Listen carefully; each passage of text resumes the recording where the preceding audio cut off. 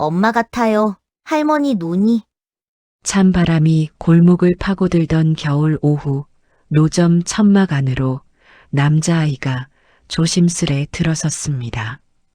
빨간 떡볶이 냄새와 함께 가스불 위에 뜨거운 김이 아이의 얼어붙은 얼굴을 살짝 덮였습니다. 주름 깊은 눈가로 웃으며 용기를 건네던 60대 김정숙. 그때 멍하니 바라보던 아이의 눈이 갑자기 흔들렸습니다.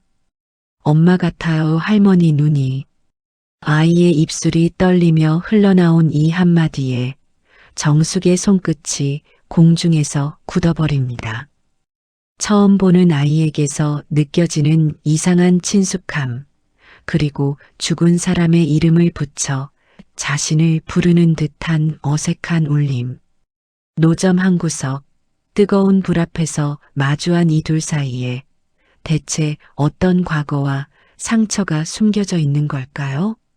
사연 시작 전 구독과 좋아요로 마음을 더해주시고 댓글로 여러분이 어디에서 듣고 계신지 남겨주시면 그곳으로 행운이 깃들기를 바라겠습니다.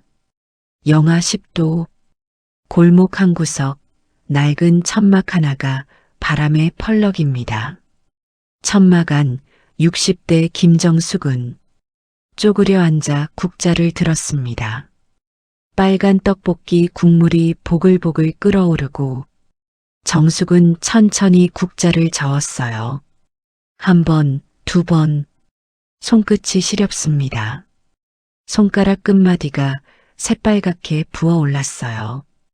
감각은 진작 사라졌습니다.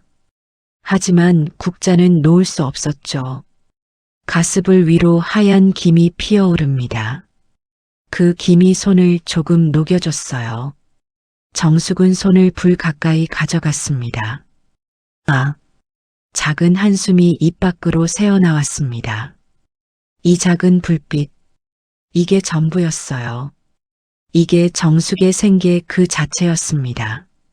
매일 아침 6시, 정숙은 리어카를 끌고 이 자리에 나왔습니다. 떡볶이 재료를 담은 플라스틱 통들이 덜컹거렸죠. 비가 와도, 눈이 와도, 몸살이 나도 이 자리를 지켰어요.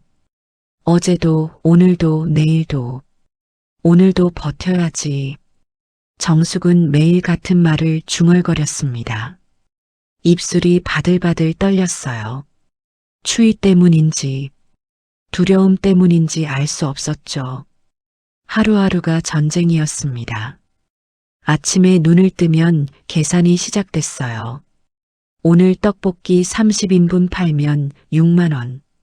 거기서 재료비 빼고 가스비 빼고 남는 건 2만 원. 병원비는 일주일에 5만 원. 약값은 한 달에 12만 원. 다음 달 월세는 머릿속이 숫자로 가득 찼습니다. 한 푼이라도 더 벌어야 했어요. 한 그릇이라도 더 팔아야 했죠.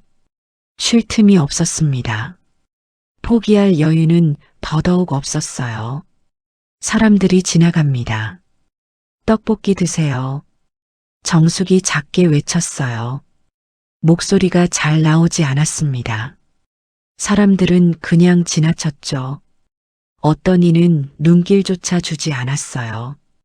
어떤 이는 힐끗 보고는 고개를 돌렸습니다. 저 떡볶이 파는 할머니. 사람들은 정숙을 그렇게만 알았어요. 누구도 물어보지 않았습니다. 할머니 많이 춥지 않으세요? 힘드시죠? 집에 가족은 계세요? 아무도 궁금해하지 않았죠. 정숙도 먼저 말하지 않았습니다. 말해봤자 달라지는 건 없었으니까요. 하지만 정숙의 눈빛, 그 깊은 곳을 들여다보면 보였습니다. 말할 수 없는 고통, 버려야만 했던 과거, 잊고 싶지만 잊을 수 없는 기억들, 그리고 그럼에도 절대로 포기할 수 없는 단 하나, 딸 소연이었습니다.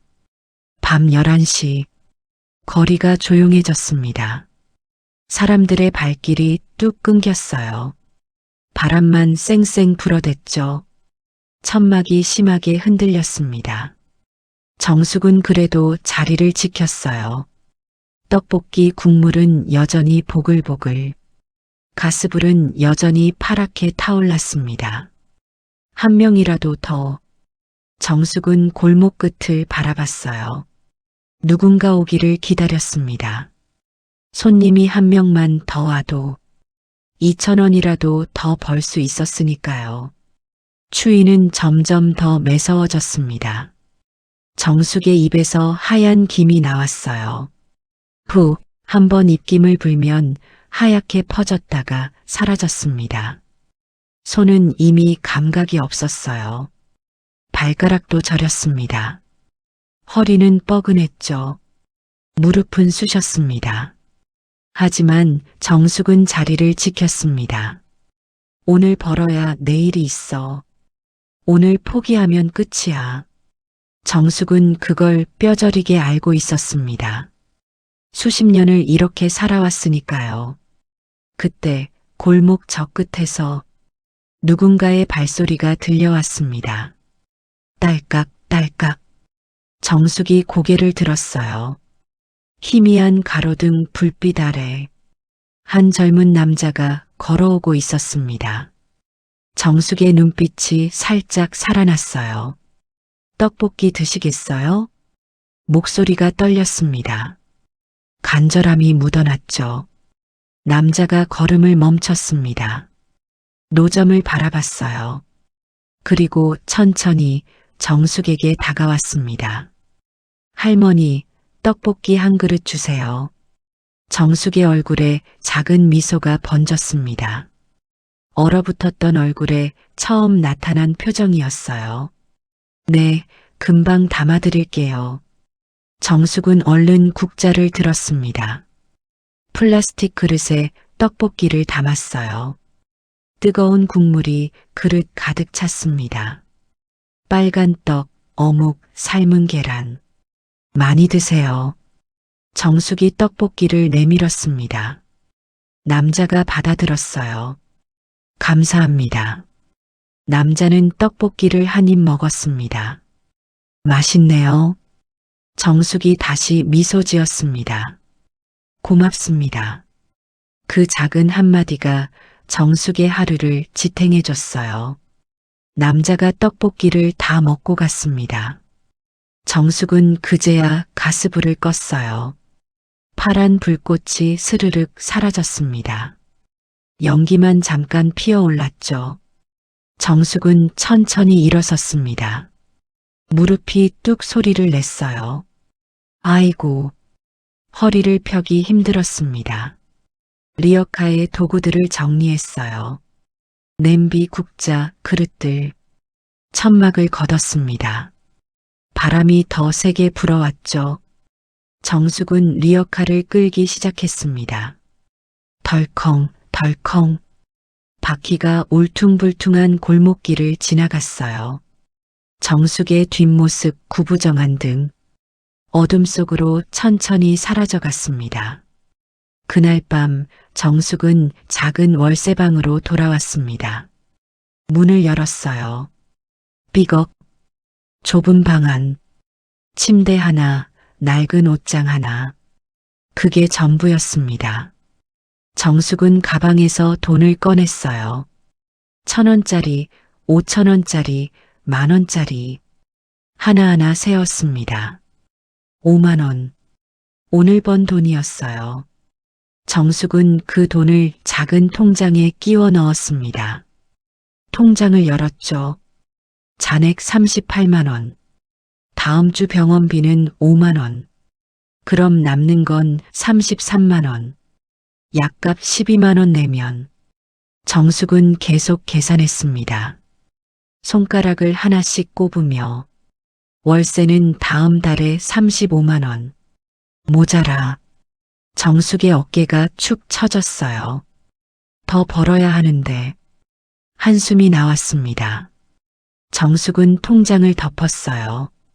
침대에 누웠습니다. 천장을 바라봤죠.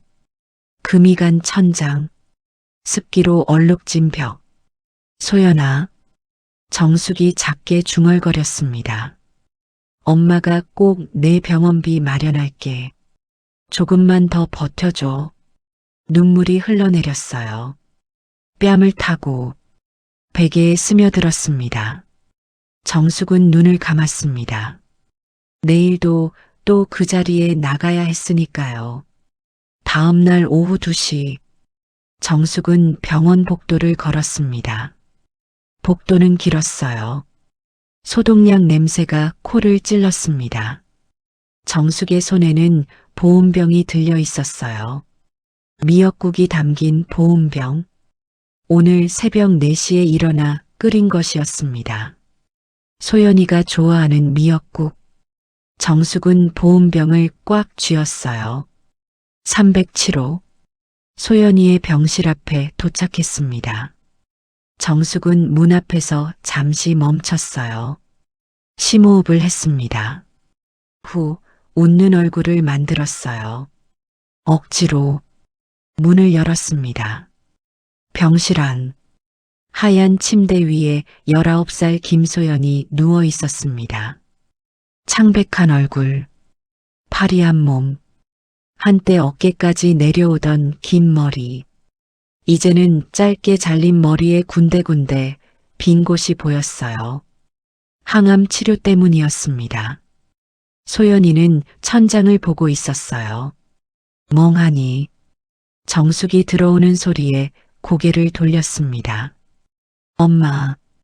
목소리가 가늘게 나왔어요. 소연아, 엄마 왔어.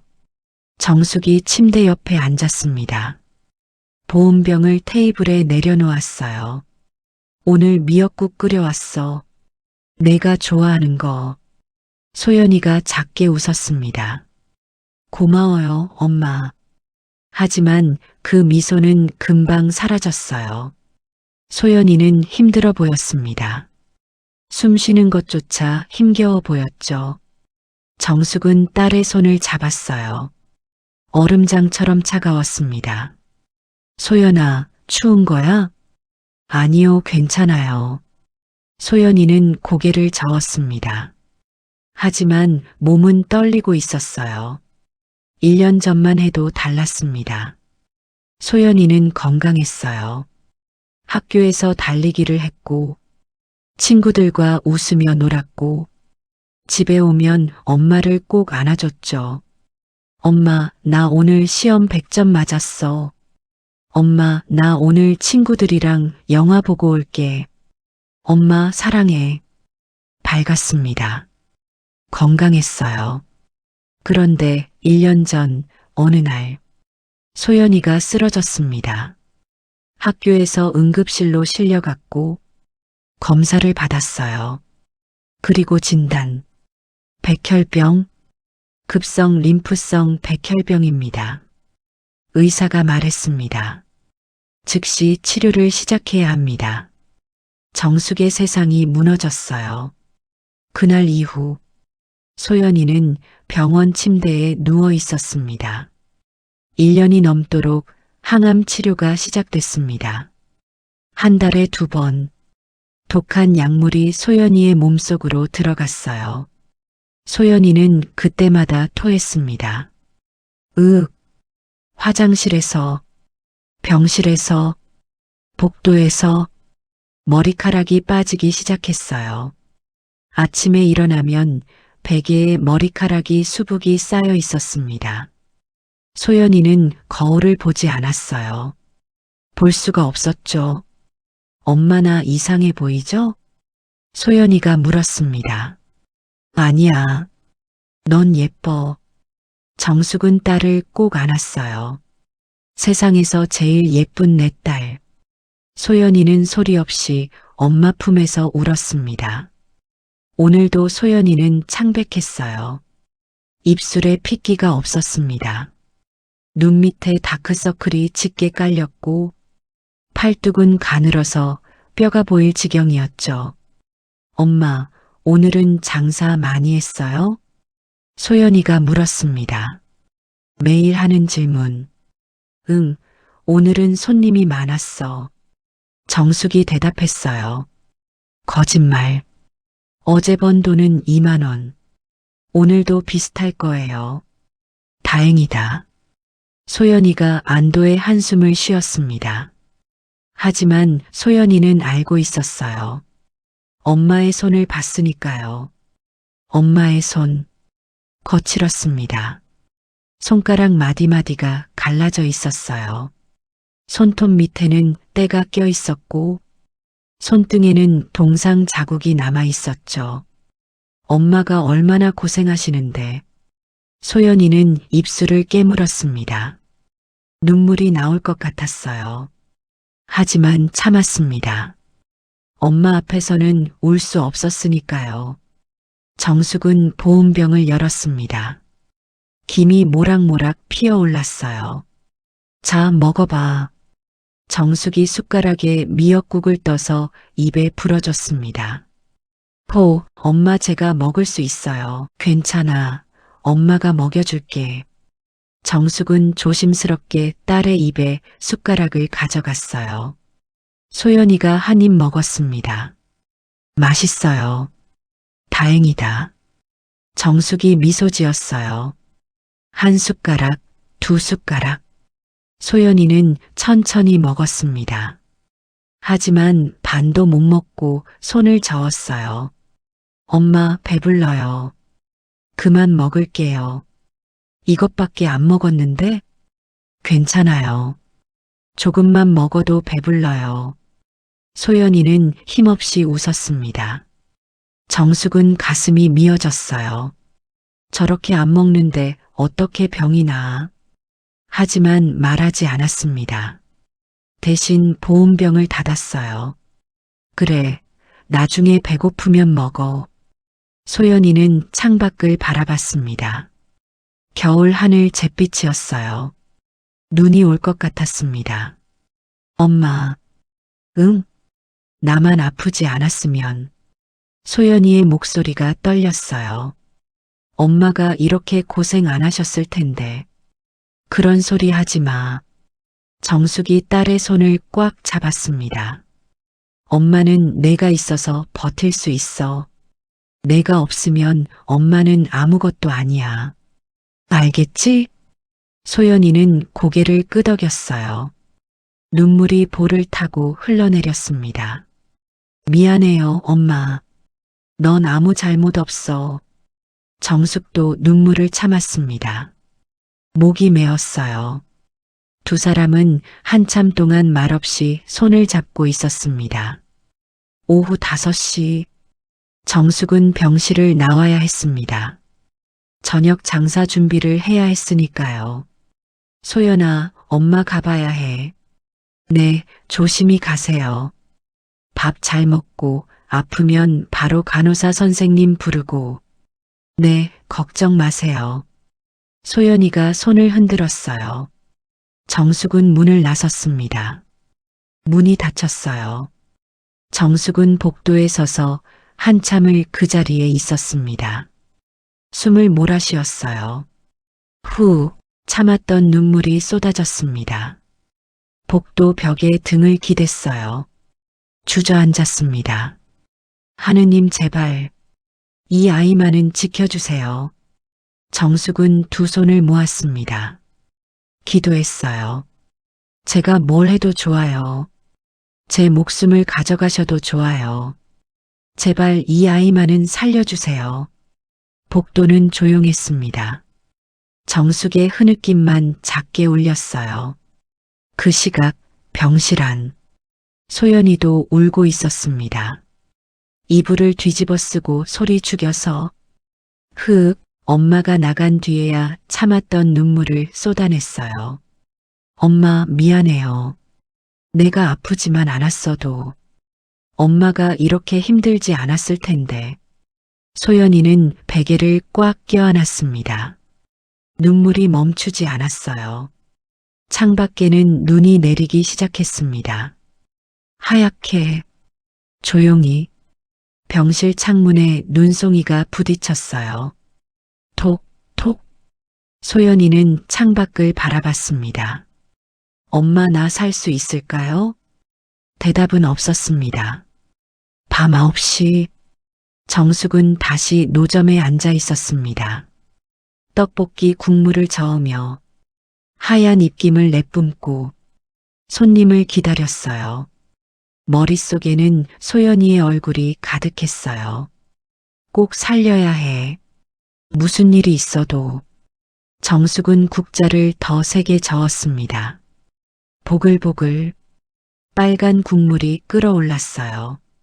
정숙의 눈에는 결연함이 서려 있었습니다. 절대 포기 안 해. 절대. 같은 시각. 도심 한복판.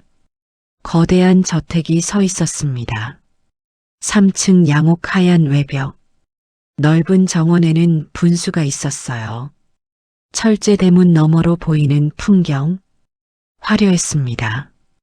이곳은 재벌 그룹 회장 최강호의 집이었어요. 저택 안. 대리석 바닥이 반짝였습니다. 샹들리에가 천장에 매달려 있었어요. 복도는 넓고 길었습니다. 벽에는 비싼 그림들이 걸려 있었죠. 하지만 조용했어요. 너무 조용했습니다. 사람 사는 냄새가 나지 않았어요. 저녁 6시. 주방에는 긴 식탁이 놓여 있었습니다. 10명은 앉을 수 있는 크기. 식탁 위에는 요리가 가득했어요. 한우 스테이크, 전복죽, 신선한 회, 제철 과일, 산의 진미였습니다. 최고급 식재료로 만든 것들. 하지만 아무도 먹지 않았어요. 식탁 한쪽 끝, 8살 소년 서민준이 앉아 있었습니다. 민준이는 식탁을 바라보지도 않았어요. 그냥 멍하니 허공을 응시했습니다. 민준이 앞에 놓인 접시, 새하얀 접시, 음식이 담겨 있었어요. 하지만 손도 대지 않았습니다. 숟가락도 젓가락도 그대로. 민준이는 가만히 앉아 있을 뿐이었어요. 민준아. 식탁 반대편 60대 최강호 회장이 앉아 있었습니다. 흰머리 깊은 주름, 정장을 말끔하게 차려입고 있었어요. 조금만이라도 먹어야지. 강호의 목소리는 부드러웠습니다. 하지만 민준이는 반응이 없었어요. 고개도 돌리지 않았습니다. 민준아, 할아버지 말 들려? 강호가 다시 불렀습니다. 민준이는 여전히 침묵. 그래. 강호는 한숨을 쉬었어요. 포크를 내려놓았습니다. 딸그랑 쇠소리만 울렸습니다. 가정부 이숙자가 다가왔어요. 50대 중반, 단정한 앞치마를 두르고 있었습니다. 도련님, 오늘은 도련님이 좋아하시는 돈가스도 준비했어요. 숙자가 밝게 말했습니다. 한 입만 드셔보세요. 민준이는 고개를 저었어요. 천천히 말없이. 그럼 햄버거는 어떠세요? 아니면 피자? 짜장면도 시켜드릴 수 있어요. 숙자는 애타게 말했습니다. 하지만 민준이는 계속 고개를 저었어요. 입을 열지 않았습니다. 한마디도. 숙자는 안타까운 표정으로 강호를 바라봤어요. 강호는 손을 저었습니다. 그만두게. 숙자는 물러났어요. 식당은 다시 고요해졌습니다. 3년 전, 이 식탁은 달랐습니다. 웃음소리가 가득했어요. 민준아, 아해봐. 젊은 여자의 목소리. 민준이의 엄마, 최은서였습니다. 20대 후반, 긴 생머리, 따뜻한 미소. 은서는 민준이에게 밥을 떠먹여주고 있었어요. 5살 민준이가 입을 벌렸습니다. 맛있지? 응. 민준이는 꼭꼭 씹으며 웃었어요. 우리 민준이 잘 먹네. 은서가 민준이의 머리를 쓰다듬었습니다. 민준이는 행복했어요. 엄마의 손길, 엄마의 목소리, 엄마의 웃음, 그게 세상 전부였습니다. 하지만 3년 전 어느 날, 그날은 비가 왔어요. 은서는 회사에서 돌아오는 길이었습니다. 저녁 8시, 빗길에 차가 미끄러졌어요. 쾅, 승용차와 정면 충돌. 은서는 그 자리에서 숨을 거뒀습니다. 29살. 너무 짧은 생이었어요. 그날 밤, 민준이는 할아버지 품에 안겨 있었습니다. 민준아 엄마가. 강호는 말을 잇지 못했어요. 목이 메었습니다. 엄마가 하늘나라에 갔단다. 민준이는 이해하지 못했어요. 5살이었으니까요. 엄마 언제 와? 민준이가 물었습니다. 안 와. 왜? 엄마는 이제 올 수 없어. 민준이는 할아버지를 올려다봤어요. 왜 안 와? 나 엄마 보고 싶은데. 강호는 대답할 수 없었습니다. 그저 손자를 꼭 안았을 뿐. 민준이는 그날 밤 울었어요. 엄마, 엄마. 목이 터져라 불렀습니다. 하지만 엄마는 오지 않았어요. 그 이후 민준이는 변했습니다. 말을 하지 않았어요. 웃지도 않았습니다. 밥도 먹지 않았어요. 학교에 가도 혼자, 쉬는 시간에도 혼자, 친구들이 다가와도 외면했습니다. 민준아, 같이 놀자. 민준이는 고개를 저었어요. 창밖만 바라봤습니다. 엄마, 속으로만 불렀어요. 집에 돌아오면 민준이는 자기 방으로 들어갔습니다. 문을 닫았어요. 방 안에서 나오지 않았어요. 저녁 밥을 먹으라고 불러도, 씻으라고 해도 민준이는 움직이지 않았습니다. 방 안에는 사진이 한 장 있었어요. 책상 위 액자에 담긴 사진. 엄마와 민준이가 함께 찍은 사진이었습니다. 민준이는 그 사진을 매일 바라봤어요.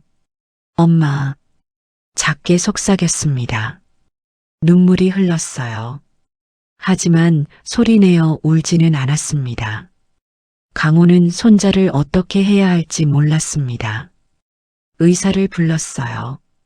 정신적 트라우마입니다. 시간이 필요합니다. 심리상담사도 불렀습니다. 아이가 마음의 문을 닫았어요. 강제로 열 수 없습니다. 영양사도 불렀어요. 이렇게 안 먹으면 큰일입니다. 체중이 계속 줄고 있어요. 강호는 최선을 다했습니다. 돈으로 할 수 있는 건 다 했어요. 하지만 민준이의 마음은 열리지 않았습니다. 강호는 무력했어요. 평생 사업만 했던 그, 돈으로 모든 걸 해결해왔던 그, 손자 하나 제대로 돌보지 못했습니다. 내가 뭘 잘못한 걸까? 강호는 매일 밤 자책했어요. 밤 10시, 강호는 민준이 방 앞에 섰습니다. 매일 밤 하는 일, 문 앞에서 망설였어요. 노크를 하려다 멈췄습니다. 뭐라고 말하지? 민준아, 할아버지야? 그 다음엔 강호는 말을 이어갈 수 없었어요. 평생 남들 앞에서 당당했던 그 손자 앞에서는 한없이 작았습니다. 문틈 사이로 불빛이 새어나왔어요. 민준이는 아직 자지 않은 것 같았습니다. 강호는 손을 들었어요. 노크하려고. 하지만 다시 내렸습니다. 내일은 말을 걸어봐야지. 강호는 그렇게 중얼거리며 돌아섰어요. 복도를 걸었습니다. 발소리만 둔탁하게 울렸죠. 방 안. 민준이는 문 쪽을 바라보고 있었습니다. 할아버지의 발소리가 들렸어요. 매일 밤 오는 소리. 멈췄다가 다시 멀어지는 소리. 민준이는 알고 있었어요. 할아버지가 매일 밤 온다는 걸.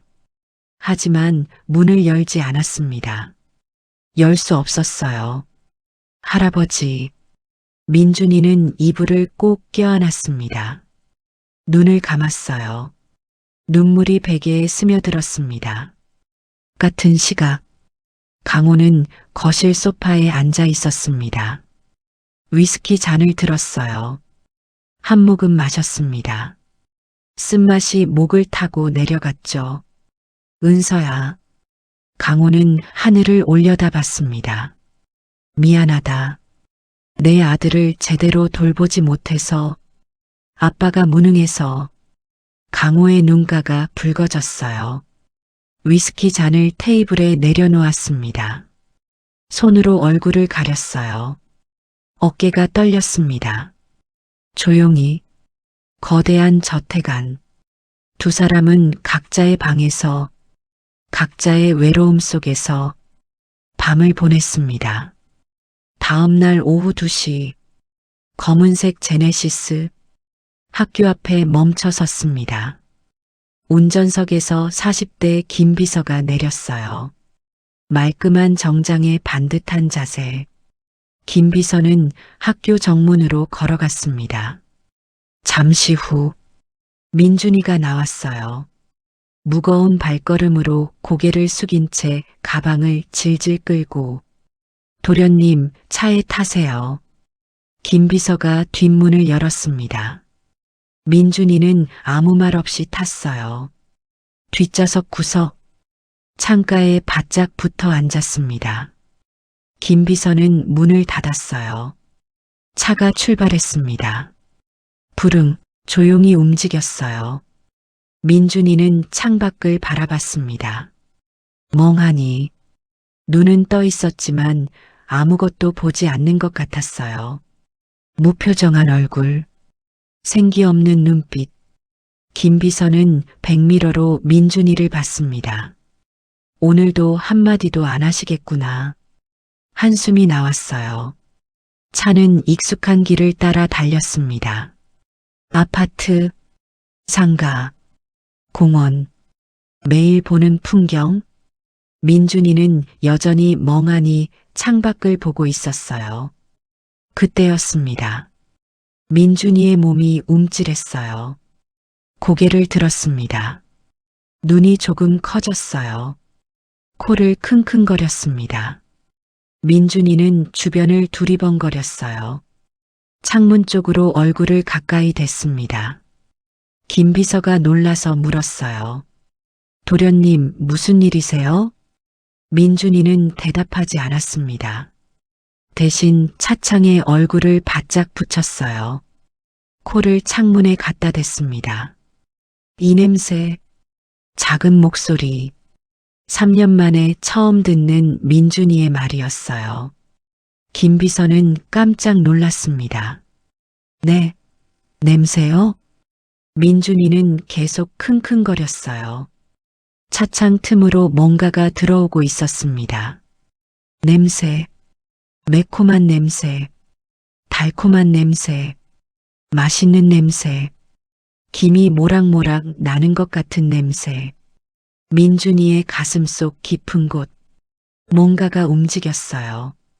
3년 동안 꽁꽁 얼어붙었던 무언가가 조금씩 녹기 시작했습니다. 비서님, 민준이가 다시 입을 열었어요. 이 냄새 뭐예요? 김 비서는 차를 천천히 세웠습니다. 서둘러 주변을 살폈어요.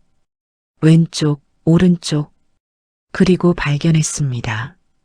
길가염 낡은 천막 하나, 파란색 천막이 바람에 펄럭이고 있었어요. 천막 밑에서 김이 모락모락 피어올랐습니다. 빨간 국물이 보글보글 끓고 있었어요. 떡볶이 노점이었습니다. 아, 저기요. 떡볶이 파는 곳이네요. 김 비서가 가리켰어요. 민준이는 그쪽을 봤습니다. 눈이 반짝였어요. 3년 만에 처음 민준이의 눈에 빛이 돌아왔습니다. 떡볶이, 민준이가 중얼거렸어요. 그 단어를 입 밖으로 내뱉는 순간 민준이의 가슴이 뛰었습니다. 두근두근. 왜인지 몰랐어요. 하지만 그곳으로 가고 싶었습니다. 그 떡볶이를 먹어보고 싶었어요. 3년 만에 처음으로 느끼는 감정. 식욕이었습니다. 차는 이미 노점을 지나쳤어요. 민준이는 뒤를 돌아봤습니다. 뒷유리창으로 노점을 바라봤어요. 점점 멀어지는 천막, 점점 작아지는 불빛. 민준이는 계속 쳐다봤습니다. 눈을 떼지 못했어요. 저 떡볶이 먹고 싶어? 민준이는 자기도 모르게 침을 삼켰습니다. 꿀꺽. 김비서는 백미러로 민준이를 봤어요. 민준이의 얼굴 달라져 있었습니다. 무표정하던 얼굴에 표정이 생겼어요. 간절함, 그리움, 뭔가를 원하는 눈빛. 김비서의 눈가가 뜨거워졌습니다. 도련님이 처음으로. 가슴이 뭉클했어요. 차는 계속 집을 향해 달렸습니다. 하지만 민준이는 계속 뒤를 돌아봤어요. 노점은 이제 보이지 않았습니다. 민준이는 천천히 고개를 돌렸어요. 앞을 봤습니다. 손을 쥐었어요. 꽉. 다시 가고 싶어. 그 떡볶이 꼭 먹고 싶어. 민준이는 속으로 간절히 바랐습니다. 10분 후 차가 저택 앞에 도착했어요. 김비서가 문을 열었습니다. 도련님 다 왔습니다. 민준이는 내렸어요. 하지만 발걸음이 무거웠습니다. 현관문을 열고 들어갔어요. 집은 여전히 넓고 조용했습니다. 민준이는 자기 방으로 올라갔어요. 계단을 하나씩 방문을 열고 들어갔습니다. 침대에 앉았어요. 창밖을 봤습니다. 떡볶이, 그 냄새가 자꾸 떠올랐어요. 매콤하고 달콤한 냄새, 뜨거운 김이 모락모락 나는 냄새. 민준이는 배를 만졌습니다. 배고파. 3년 만에 처음 느끼는 감각이었어요. 그 시각, 1층 거실. 김비서는 강호 회장에게 보고하고 있었습니다. 회장님, 무슨 일인가? 오늘 도련님께서 말씀하셨습니다. 강호가 벌떡 일어났어요. 뭐라고? 말을 했다고? 네. 길에서 떡볶이 냄새를 맡고는. 떡볶이? 강호는 고개를 갸웃했습니다. 그 떡볶이가 뭐가 그리 대단하길래. 모르겠습니다. 하지만 도련님 얼굴에 표정이 생겼습니다. 그래. 강호의 눈빛이 변했어요. 어디 있지, 그 노점? 한빛 초등학교 앞 골목길입니다. 알았네. 자네가 직접 다녀오게. 네, 회장님. 김비서는 고개를 숙였어요. 다시 차키를 집었습니다. 오늘 저녁 전에 꼭 사오겠습니다. 김비서는 서둘러 나갔어요. 강호는 창밖을 바라봤습니다. 떡볶이라. 그게 민준이를 움직였다고? 강호는 작게 웃었어요. 희망이 보이는 것 같았습니다. 3년 만에 처음. 저녁 5시. 김비서는 다시 그 골목으로 향했습니다. 차를 세웠어요. 내렸습니다. 낡은 천막이 보였어요. 빨간 국물이 보글보글 끓고 있었습니다. 천막 밑에는 60대 여자가 쪼그려 앉아 있었어요. 김정숙이었습니다. 김비서는 천천히 다가갔습니다. 여기요, 떡볶이 주세요. 정숙이 고개를 들었어요. 네, 몇 인분 드릴까요? 2개 포장해 주세요. 알겠습니다. 정숙은 얼른 떡볶이를 담기 시작했어요. 플라스틱 용기에 뜨거운 떡, 빨간 어묵, 삶은 계란, 국물을 가득 부었습니다. 김이 모락모락 피어올랐어요. 여기 있습니다. 정숙이 봉투에 담아 건넸어요. 감사합니다. 김비서는 돈을 건넸습니다. 10,000원짜리 한 장. 거스름돈은 됐습니다. 김비서는 돌아섰어요. 정숙은 깜짝 놀라며 불렀습니다. 손님, 거스름돈. 하지만 김비서는 이미 차에 타고 있었어요. 차가 출발했습니다. 정숙은 손에 든 10,000원을 바라봤어요. 고맙습니다. 작게 중얼거렸습니다. 저녁 6시, 저택식당, 식탁 위에 떡볶이 2개가 놓였습니다. 플라스틱 용기 뚜껑을 열자 김이 확 피어올랐어요. 민준이가 식탁에 앉았습니다. 떡볶이를 봤어요. 눈이 커졌습니다. 이거 오늘 그거예요? 김비서가 웃으며 대답했어요. 네, 도련님. 민준이는 숟가락을 들었습니다. 3년 만에 처음 스스로 떡볶이 한 점을 집었어요. 입으로 가져갔습니다. 냄새를 맡았어요.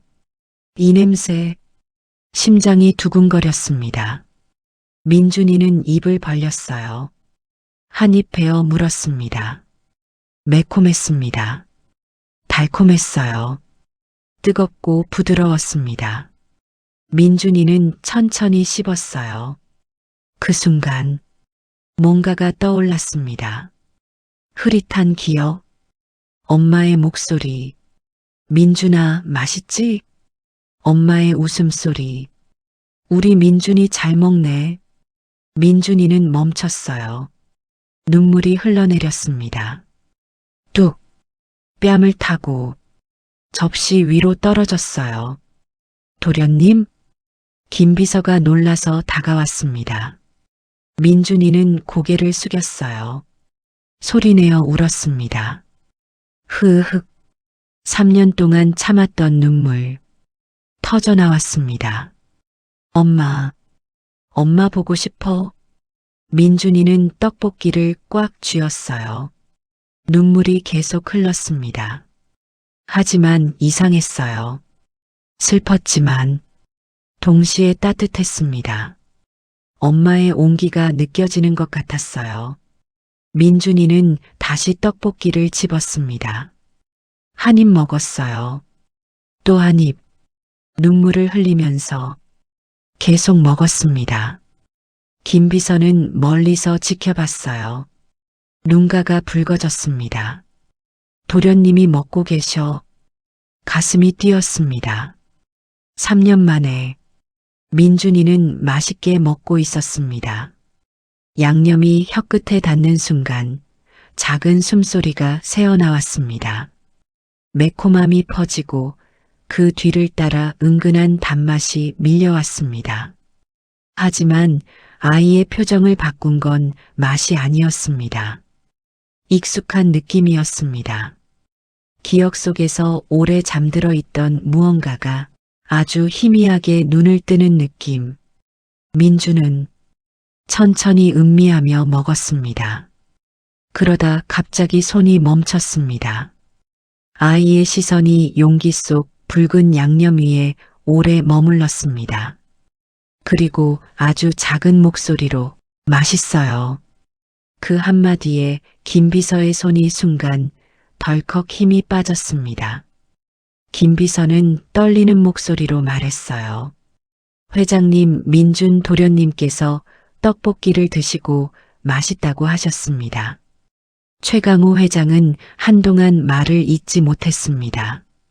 숨을 들이마시는 소리가 감정을 누르려는 듯 거칠게 이어졌습니다. 김비서는 눈시울을 붉혔습니다. 그저 아이가 떡볶이를 먹으며 고개를 끄덕이는 모습만 바라보았습니다. 민주는 마지막까지 깨끗이 먹었습니다. 먹는 내내 용기를 몸 가까이 끌어안고 있었습니다. 마치 그 온기를 조금이라도 더 느끼고 싶다는 듯이 그리고 아무에게도 들리지 않는 작은 속삭임을 남겼습니다. 엄마.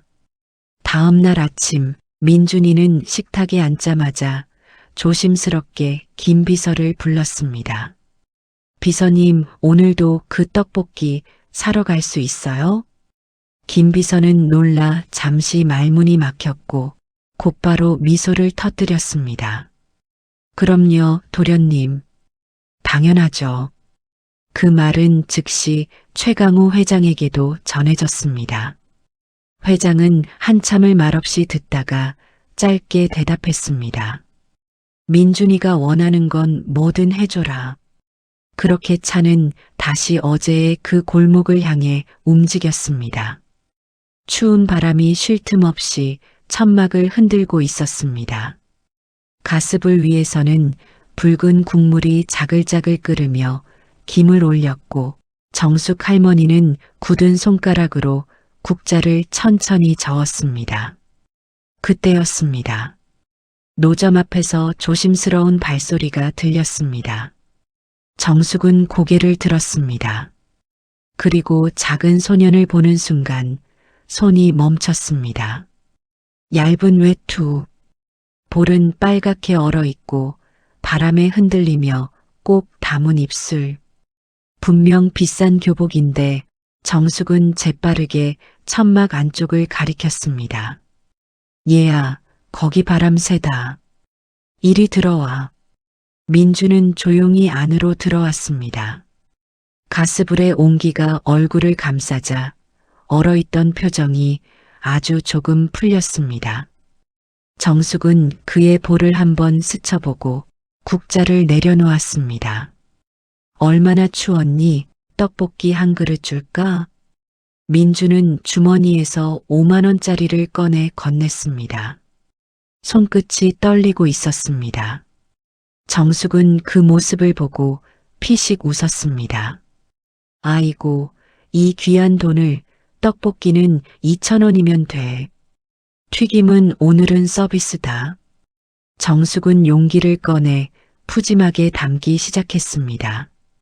떡도 3번, 어묵도 2번 더 집어넣고 튀김은 바삭한 것만 골라 2개 올렸습니다.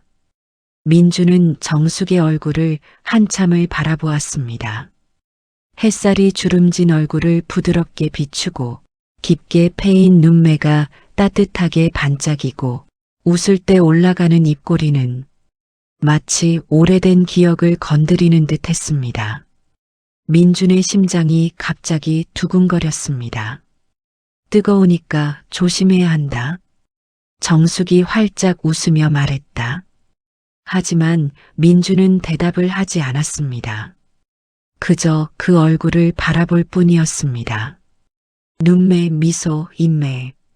집 서재에 걸린 엄마 은서의 사진 속 모습과 묘하게 겹쳐 보였습니다.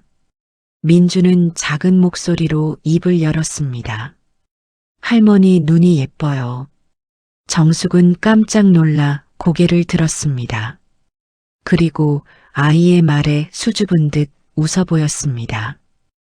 허허, 이 녀석이 말도 이쁘게 하네. 고맙다.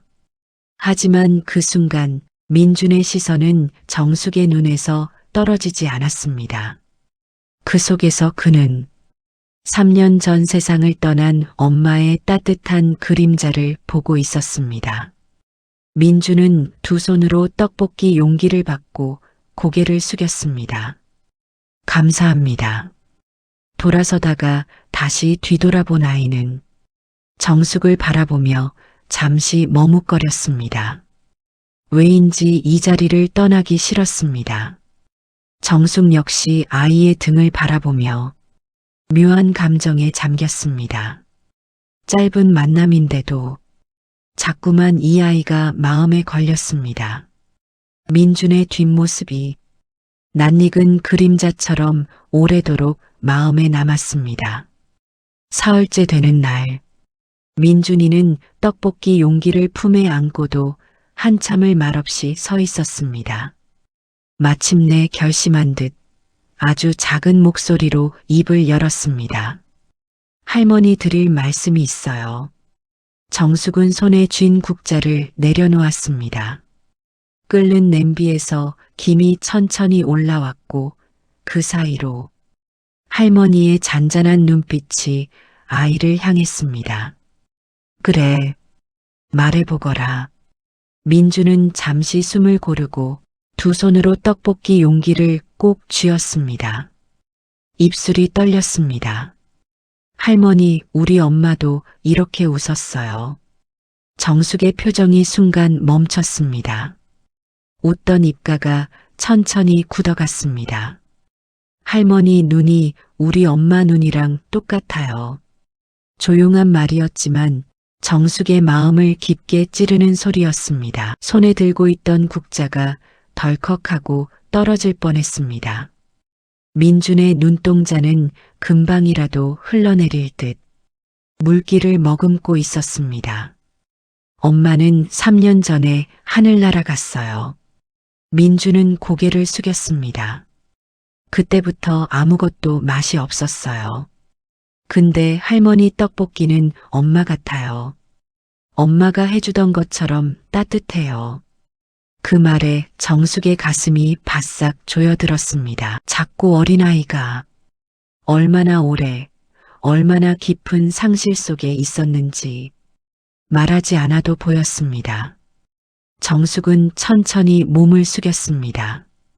민준과 눈높이를 맞추고 떨리는 손으로 아이의 볼을 살짝 스쳤습니다.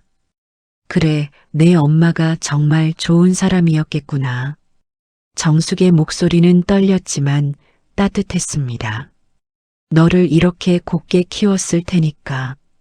민주는 애써 참던 눈물을 계단처럼 떨어뜨렸습니다. 정숙은 아이의 머리를 천천히 쓰다듬었습니다. 그 손길은 놀라울 만큼 자연스러웠습니다. 오래 잊고 있던 엄마의 손길과 너무 닮아 있었습니다. 할머니 떡볶이가 엄마 생각나면 정숙은 깊은 숨을 들이켰습니다. 매일 와라. 할머니가 매일 해줄게. 민준은 떨리는 고개로 천천히 끄덕였습니다. 민준이 떠난 뒤 정숙은 노점 한가운데서 한참을 움직이지 못했습니다. 국물 냄새도 찬바람도 그 어떤 것도 지금 그녀의 마음을 깨우지 못했습니다. 이 아이. 정숙은 떨리는 손을 주먹처럼 쥐었습니다. 은서를 닮았어. 눈매, 말투, 웃을 때 살짝 올라가는 입꼬리까지 모두 그 아이. 자신이 가슴에 묻어둔 딸 은서의 모습과 겹쳤습니다.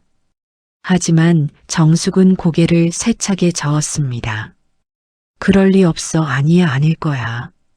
그렇게 스스로를 다독이려 했지만 마음 한구석이 요동쳤습니다.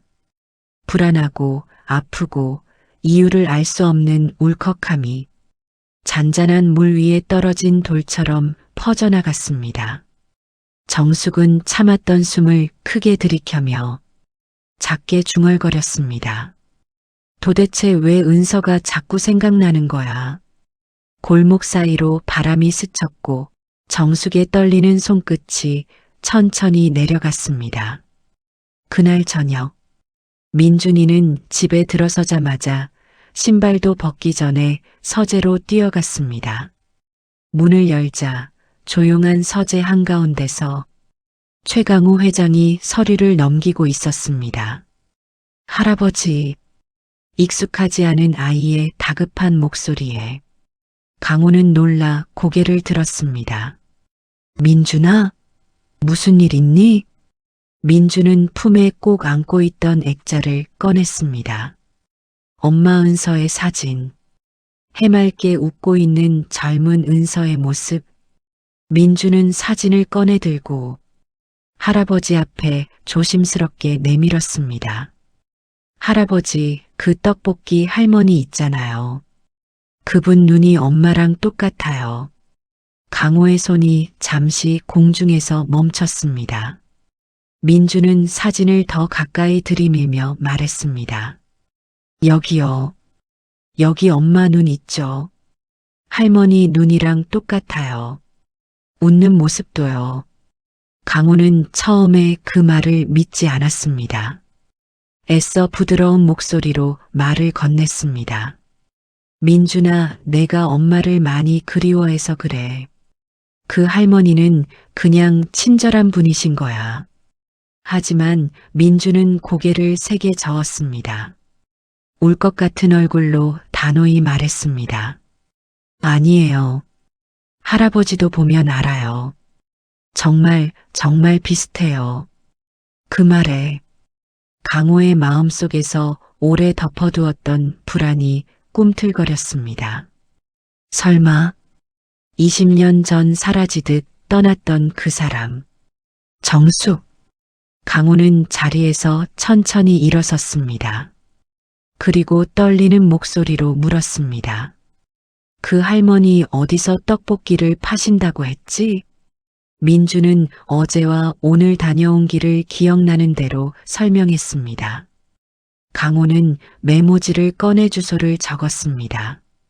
메모지 위로 그림자가 떨리듯 손도 함께 흔들렸습니다. 그날 밤 잠들지 못한 강호는 침대에서 몇 번이고 뒤척였습니다. 정숙. 30년 전의 얼굴이 어둠 속에 또렷하게 떠올랐습니다. 가문의 반대를 무릅쓰고 결혼했던 날. 그 후 이어진 끝없는 갈등, 시댁의 구박, 상처, 눈물, 그리고 마지막 이혼.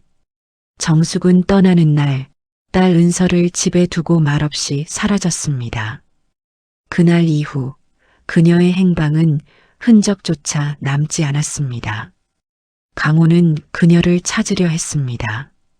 하지만 정숙은 마치 세상 어딘가로 숨어버린 사람처럼 단 한 줄의 소식도 남기지 않았습니다.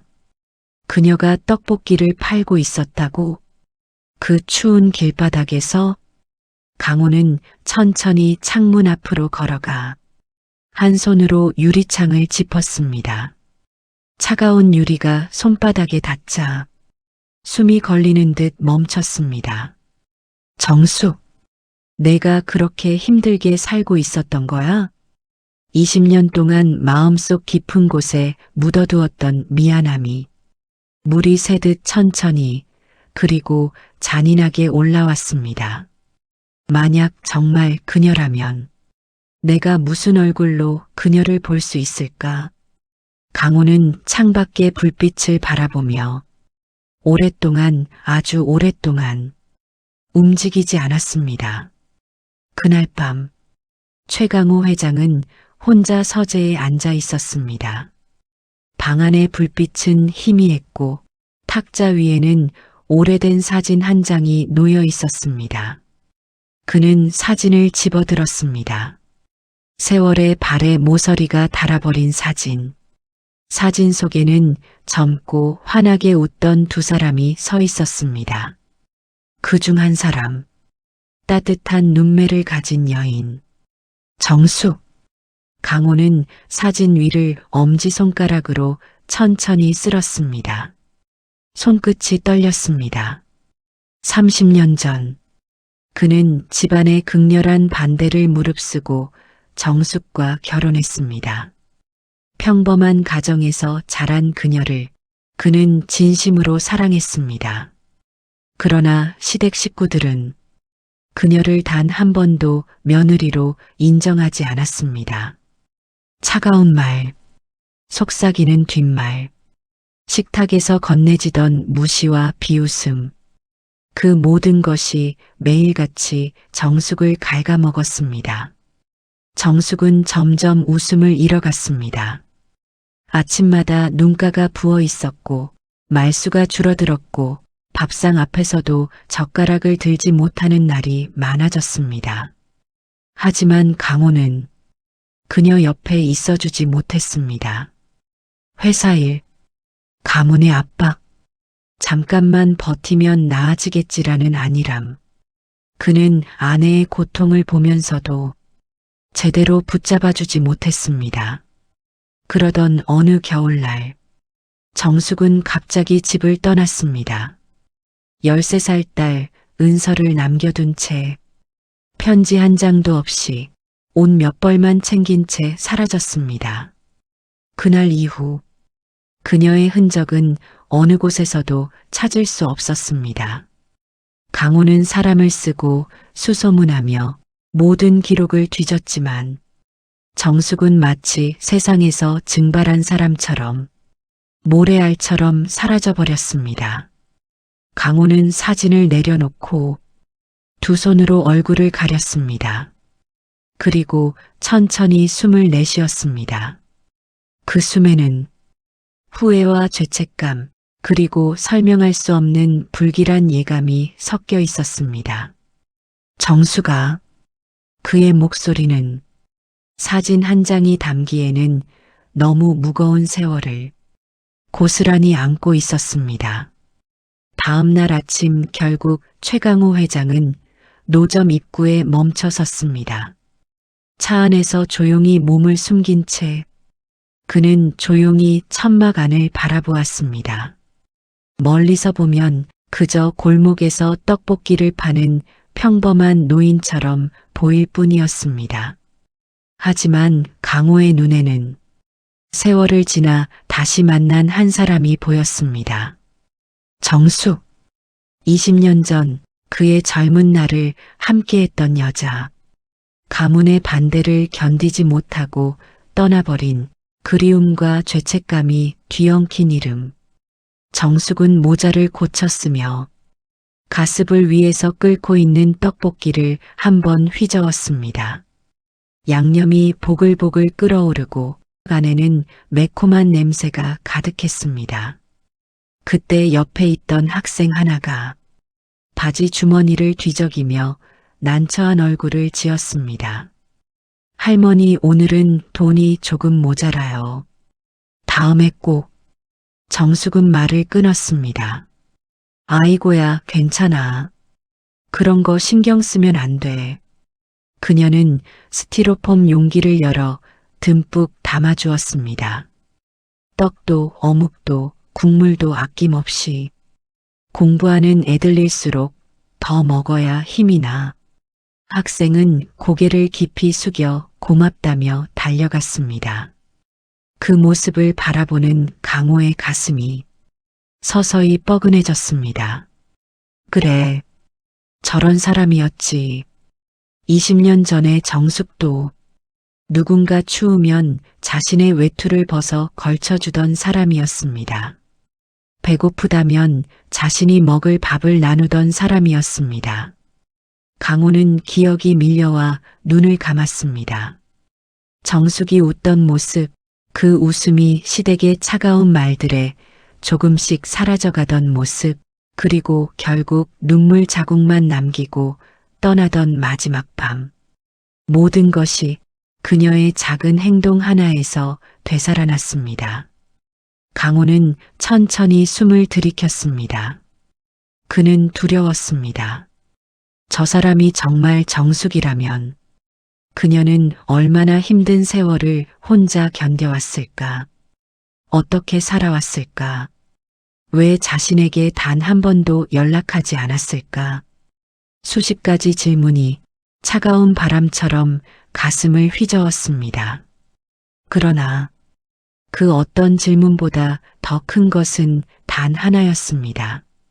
나는 그녀를 마주할 자격이 있는가? 20년이라는 시간은 너무 길고 너무 무거웠습니다. 그날 오후 학교를 마친 민주는 조용히 가방을 내려놓고 곧장 현관 쪽으로 걸어갔습니다. 비서님, 오늘도요.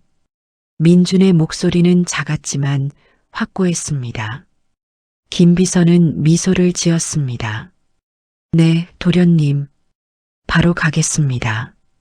차가 출발하자 민주는 창밖을 바라보며 떨리는 손을 무릎 위에 올려두었습니다. 어쩐지 오늘은 더 일찍 가고 싶었습니다. 할머니, 오늘도 계시겠지? 그 생각만으로 마음이 따뜻해졌습니다. 차가 골목에 들어서자 민준의 눈동자가 또렷해졌습니다. 멀리서 보이는 붉은 가스불, 기몰라오는 천막, 그리고 오늘도 분주한 손길. 민준은 차 문이 완전히 열리기도 전에 작은 발로 후다닥 내려섰습니다. 도련님 조심하세요. 김 비서가 급히 뒤따랐지만 민준의 마음은 이미 노점에 닿아 있었습니다. 천막 안에서 정숙은 국자를 들고 있던 손을 멈추고 누군가 자신에게 다가오는 소리를 들었습니다. 고개를 돌리자 작은 그러나 익숙해진 그림자가 보였습니다. 우리 꼬마 왔네. 정숙의 목소리에는 따뜻한 반가움이 섞여 있었습니다. 민주는 숨을 고르며 다가섰습니다. 뺨이 조금 빨갛고 눈이 반짝거렸습니다. 할머니, 저 왔어요. 그 말에 정숙은 마치 오래전 잃었던 무언가를 다시 손안에 쥔 듯한 표정을 지었습니다. 그래, 왔구나. 오늘은 더 일찍 왔네. 정숙은 웃으며 국자를 들어 떡볶이를 다시 저었습니다. 오늘은 어묵 더 넣어줄게. 정숙은 용기를 열어 떡을 쏟아붓고 어묵을 몇 개 더 건져 넣었습니다. 하지만 민주는 떡이나 어묵보다 정숙을 더 오래 바라보고 있었습니다. 눈매, 웃을 때 생기는 주름, 입꼬리의 모양. 할머니, 민준이 조심스레 말했습니다. 오늘도 엄마 생각나요. 정숙의 손이 아주 잠깐 멈췄습니다. 그래. 그녀는 부드럽게 웃었지만 눈동자 깊은 곳이 흔들렸습니다. 응.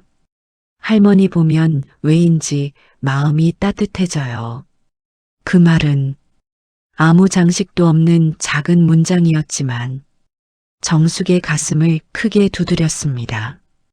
떡볶이를 받으며 민주는 천막 안에 조금 더 머물렀습니다. 할머니, 여기 있으면 따뜻해요. 정숙은 그 말이 단순히 가스불의 열기를 말하는 것이 아니라는 걸 알아차렸습니다.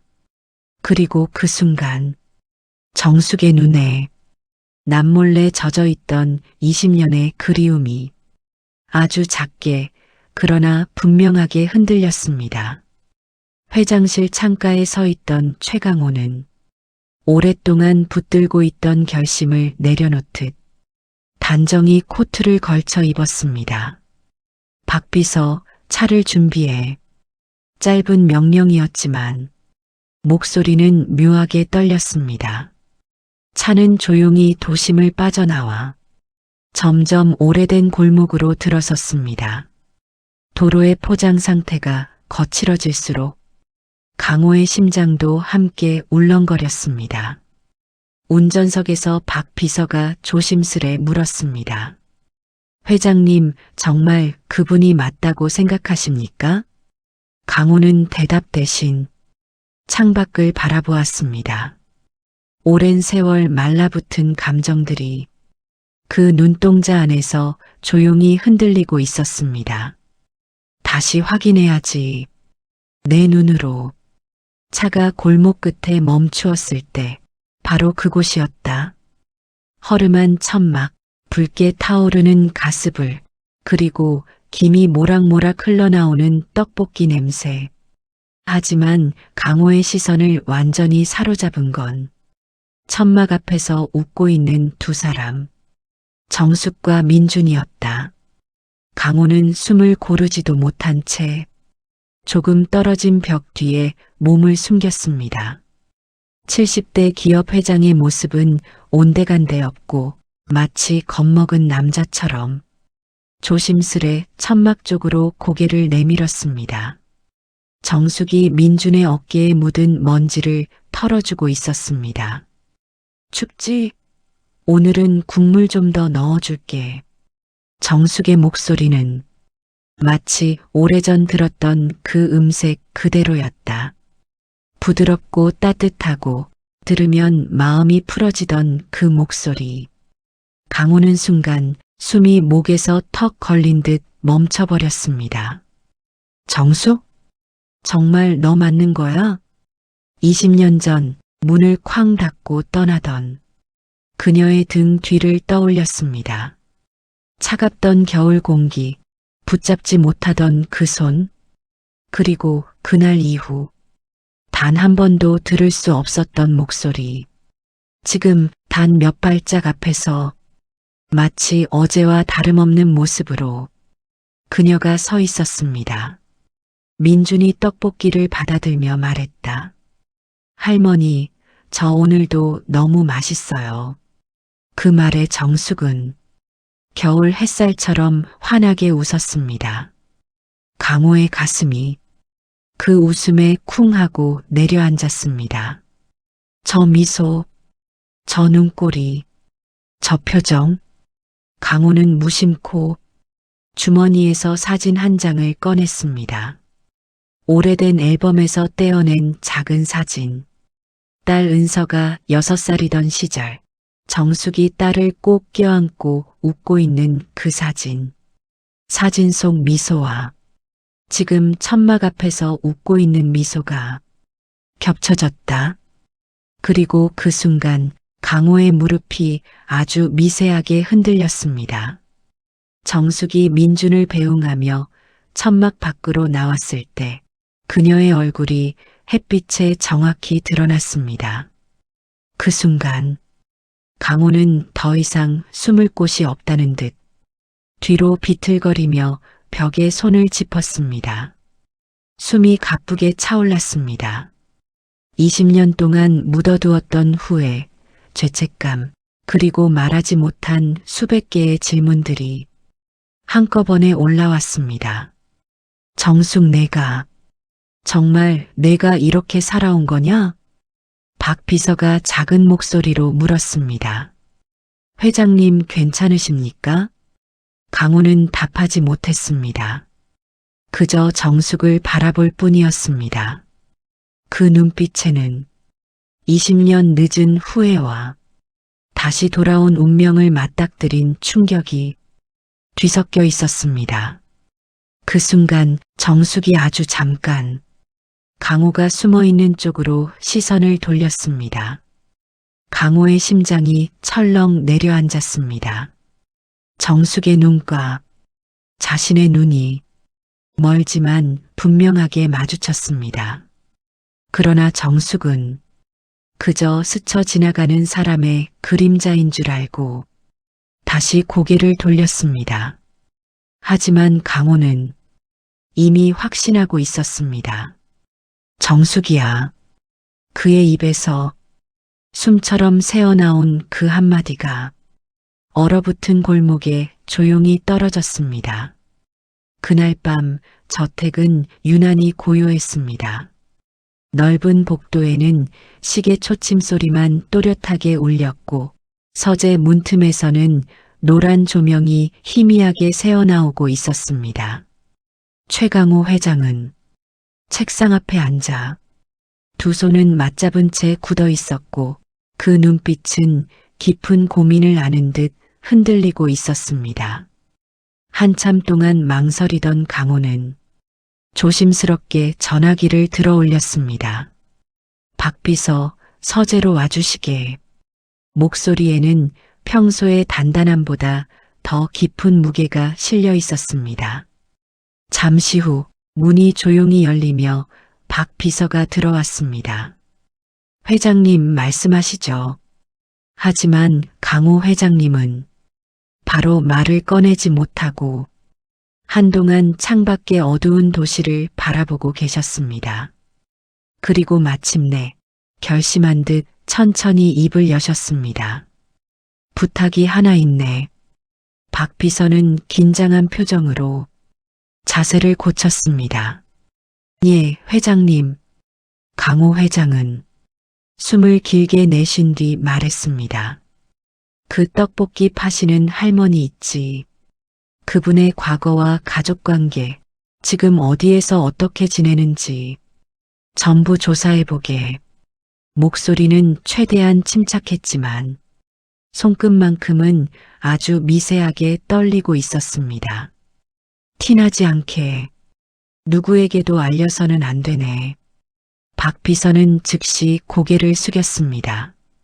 예, 회장님. 며칠 정도 시간이 필요할까요?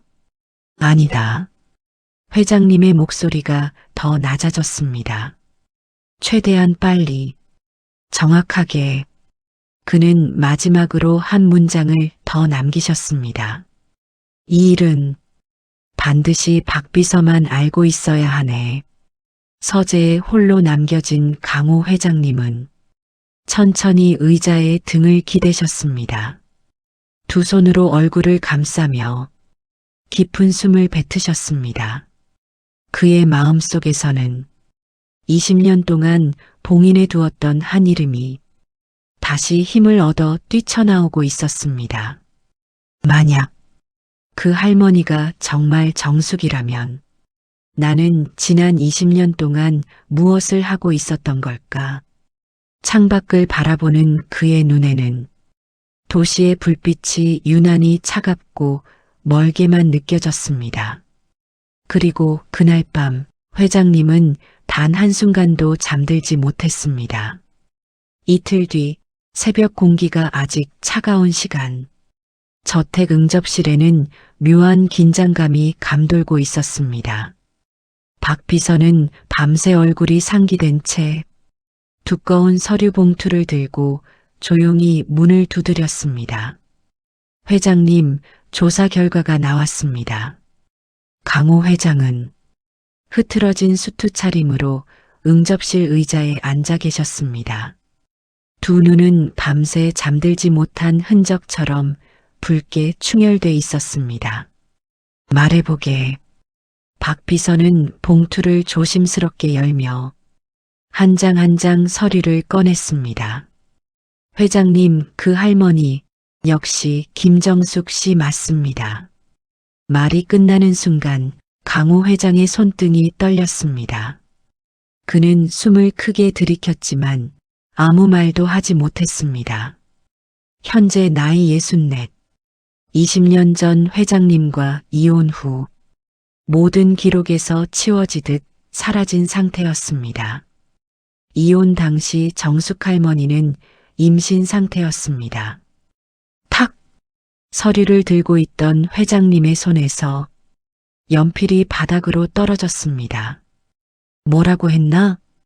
목소리는 떨렸고 당장이라도 무너질 듯 했습니다. 박 비서는 고개를 숙였습니다.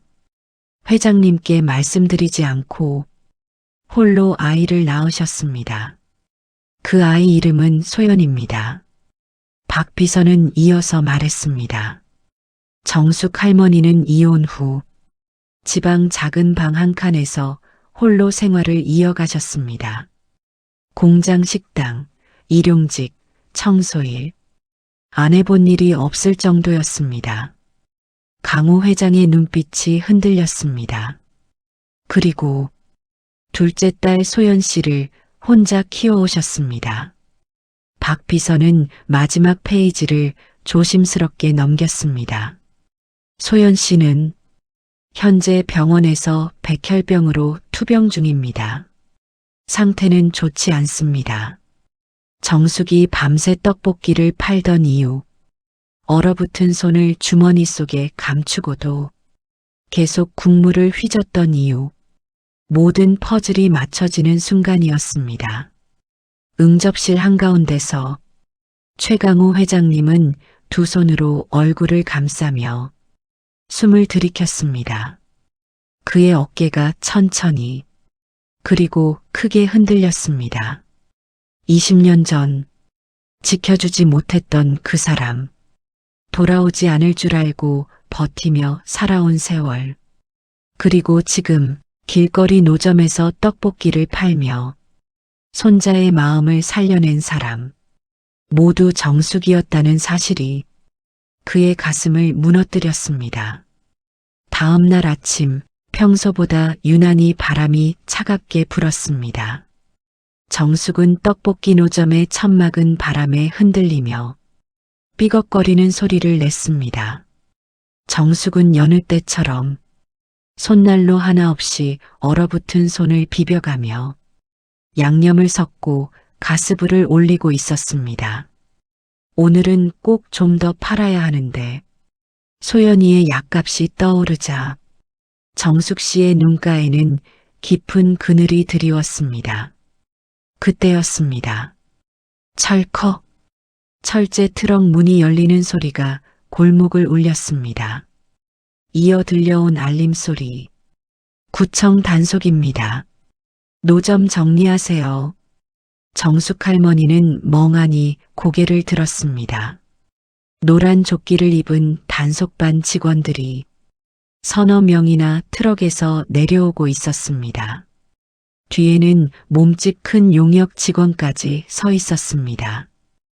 저기요. 정숙 할머니는 다급히 달려가며 외쳤습니다. 이 동네에서 15년째 장사했어요. 오늘만 좀 봐주면 안 될까요? 하지만 직원들은 냉정했습니다. 할머니, 이미 철거 명령 몇 번이나 나갔습니다. 오늘은 무조건 정리해야 합니다. 할머니는 손을 모으며 애원했습니다. 지금 딸아이가 아파서 입원 중이라 제발 하루만요. 하루만. 단속 직원은 한숨을 내쉬며 고개를 저었습니다. 할머니 사정은 알겠지만 저희도 규정대로 해야 합니다. 그 순간 뒤에 있던 용역 직원이 천막 기둥을 잡아 거칠게 흔들었습니다. 털썩 떡볶이 천막이 반쯤 무너졌습니다. 국물이 흔들리며 바닥에 떨어졌습니다. 빨간 양념이 골목 바닥으로 흘러내렸습니다. 아이고 안 돼. 그거. 할머니는 주저앉아 손으로 바닥에 쏟아지는 양념을 막아보려 했습니다. 하지만 차가운 바람은 할머니의 손끝을 더 무겁게 얼려가고 있었습니다. 하지 마세요. 제발. 이거 없으면 제가 살아갈 수가 없어요. 그녀의 목소리는 바람에 갈라지며 작게 터져나왔습니다. 하지만 용역 직원은 남은 기둥까지 거칠게 밀었습니다. 쾅! 천막이 완전히 찌그러져 내려앉았습니다. 그 안에 있던 떡볶이 가판대까지 철제 바퀴에 깔리며 산산이 부서졌습니다. 정숙 할머니는 무너진 천막 앞에 두 무릎을 꿇고 앉았습니다. 손가락 사이로 붉은 양념이 흘러내렸고 그 손은 떨리고 있었습니다. 입술도 떨렸습니다. 이건 딸아이와의 추억이에요. 이건 제가 살아온 전부예요. 그러나 누구도 그녀의 말을 들은 척하지 않았습니다. 직원들은 스피커를 정리하며 무심히 말을 던졌습니다. 철거 끝났습니다. 이동하시죠.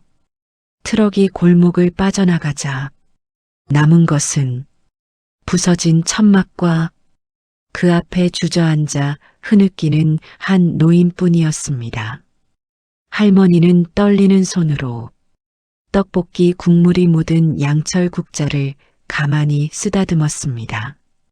그리고 조용히 울음을 터뜨렸습니다. 그 모습은 20년 전 차갑게 내몰리던 젊은 그녀의 모습과 하나도 다르지 않았습니다. 골목은 아직 떡볶이 국물 냄새가 가시지 않았습니다. 바닥에는 깨진 양철속과 부서진 천막 조각들이 흩어져 있었고 붉은 양념이 얼어붙은 바닥 위로 길게 번져 있었습니다. 정숙은 그 위에 무릎을 꿇고 앉아 있었습니다. 손끝은 차갑게 굳었고 양념이 묻은 손바닥으로 깨진 솥뚜껑을 어루만지고 있었습니다. 숨을 들이쉴 때마다 작은 흐느낌이 섞였습니다. 그때 골목 끝에 검은 세단이 천천히 멈춰 섰습니다. 기름 냄새 같은 자동차 냄새가 바람에 실려왔고 도어락이 풀리는 소리가 정적을 갈랐습니다. 강호가 내렸습니다. 두 손은 코트 주머니 속에서 떨리고 있었고 눈은 어지럽게 흔들렸습니다. 정숙을 보는 순간 그의 걸음이 딱 멈추었습니다. 정수가 입술에서 새어나온 이름은 20년 동안 단 한 번도 부르지 못했던 이름이었습니다. 정숙이 천천히 고개를 들었습니다. 눈가는 붉게 부어 있었고 볼에 묻은 떡볶이 양념이 바람에 말라붙어 있었습니다. 강호 씨? 그 짧은 호명만으로도 둘 사이의 20년이 무너져 내리는 소리가 들리는 듯 했습니다. 강호는 그 자리에 잠시 얼어붙어 있었습니다. 바닥에 흐른 양념, 깨진 국자, 쓰러진 천막, 그리고 정숙. 그는 숨을 크게 들이켰지만 제대로 뱉지 못했습니다. 다음 순간 강호는 그대로 무릎을 꿇었습니다. 쾅! 두 무릎이 차가운 시멘트 바닥과 부딪히며 둔탁한 소리가 났습니다. 바닥에 고인 양념이 코트 자락에 스며들었습니다. 정숙이 놀라 손을 뻗었습니다. 그러지 마, 왜 이런 짓을 해? 하지만 강호는 고개를 들지 못했습니다. 양손을 바닥에 짚은 채 굳은 목소리로 겨우 말했습니다. 미안하다, 정숙아. 정숙의 가슴이 들썩였습니다. 그런 말 지금 와서 왜? 강호는 고개를 살짝 들었습니다. 눈가에는 탁한 눈물이 맺혀 흔들리고 있었습니다. 20년 동안 단 하루도 잊어본 적 없었다. 21번 내쉬려 했지만 목이 잠겨 말을 잇지 못했습니다. 그런데 난 내가 이렇게 지내는 줄도 모르고 정숙은 떨리는 손으로 부서진 가판대 조각을 움켜쥐었습니다. 힘들었지. 얼마나 힘들었을까. 강호의 손이 바닥으로 떨어졌습니다. 양념에 얼룩진 손등이 떨렸습니다. 정숙은 입을 틀어막았습니다. 눈물이 고여 흔들리다가 결국 한 줄, 두 줄 흘러내렸습니다. 왜 이제야 왔어? 왜 20년 동안? 강호는 대답하지 못했습니다. 대신 바닥만 바라보며 어깨를 크게 한번 떨었습니다. 정숙의 울음소리가 비어있는 골목을 천천히 채웠습니다. 겨울바람이 둘 사이를 지나며 쓰러진 천막을 건드렸습니다. 바스락, 가벼운 소리가 무너진 삶의 무게를 대신 말해주는 듯 했습니다. 두 사람은 말 한마디 없이 무너진 노점 앞에 함께 무릎을 꿇고 있었습니다. 20년 동안 멀어져 있던 두 사람이 처음으로 같은 곳에서 같은 고통을 바라보고 있었습니다. 정숙과 강호는 천천히 차에 올랐습니다. 문이 닫히는 순간 밖에 차가운 바람이 끊어지고 두 사람 사이의 공기만 무겁게 남았습니다. 엔진이 켜지자 낡은 노점에서 맡던 떡볶이 냄새 대신 차 안의 묵직한 가죽 냄새가 은은하게 퍼졌습니다. 둘의 숨소리가 차 안에서 고스란히 울렸습니다. 정숙은 조수석에 앉아 손등에 양념을 조용히 닦고 있었습니다. 손이 떨려 양념이 잘 지워지지도 않았습니다. 강호는 핸들을 잡은 손으로 한참 동안 말을 잇지 못했습니다. 신호등이 바뀌어도 차는 금방 움직이지 않았습니다. 정수가 강호의 첫 마디는 마치 오래된 문이 삐걱 열리는 소리 같았습니다. 정숙은 창밖을 바라본 채 천천히 대답했습니다. 네, 그동안 어디서 어떻게 지냈던 거냐? 정숙은 한동안 침묵했습니다. 눈이 깜빡거릴 때마다 눈가에 매달린 눈물이 흔들렸습니다. 뭐, 이렇게 살았지. 강호는 대답하지 못했습니다. 대신 주먹을 살짝 쥐었다 펴는 동작만 반복했습니다. 정숙은 숨을 한번 길게 들이켰습니다. 마른 입술을 손가락으로 눌렀다가 떼고 천천히 말문을 열었습니다. 이혼하고 은서 혼자 두고 나온 게 후회는 했어. 강호의 손이 크게 흔들렸습니다. 정숙은 말을 이어갔습니다. 그런데 그땐 내가 떠나지 않으면 은서까지 무너질 것 같았어. 내가 버티면 된다. 그렇게 생각한 건데 창문에 비친 정숙의 얼굴은 20년을 혼자 버텨온 사람의 얼굴이었습니다. 근데 그때 이미 내 뱃속에 소연이가 있었어. 차 안에 공기가 멈췄습니다. 와이퍼가 움직이지 않는데도 앞유리가 뿌옇게 흐려지는 것 같았습니다. 강호는 간신히 입을 떼었습니다. 왜 말하지 않았지? 정숙은 고개를 작은 폭으로 저었습니다. 당신 집에서는 은서 하나도 인정받지 못했어. 둘째가 생겼다고 하면 당신은 또 가문의 눈치를 볼 거고 내 아이는 그 집에서 살아남지 못했을 거야. 그 말에 강호의 눈이 흔들렸습니다. 그는 핸들을 세게 잡았습니다. 손등의 핏줄이 선명하게 드러났습니다. 차는 조심스럽게 골목을 빠져나와 병원 방향으로 향하기 시작했습니다. 정숙은 말을 이어갔습니다. 소연이는 착했어. 힘든 티도 안 냈어. 근데 어느 날 갑자기 쓰러졌어. 그녀의 목소리가 떨렸습니다. 병원에서 백혈병이라고 했어. 강호는 숨을 들이켰습니다. 목젖이 크게 움직였습니다. 정숙은 손으로 무릎 위를 꽉 움켜쥐었습니다. 손끝이 하얗게 질릴 만큼 약값이 입원비가 너무 비쌌어. 감당이 안 됐어. 강호는 옆에서 조용히 입술만 깨물고 있었습니다. 정숙은 마침내 고개를 돌려 강호를 바라봤습니다. 눈은 붉었고 말은 터질 듯 간절했습니다. 그래서 떡볶이를 팔았어. 춥고 힘들고 그래도 소연이 살릴 수만 있다면 뭐든 할 수 있었어. 차 안이 점점 뜨거워지는 듯 했습니다.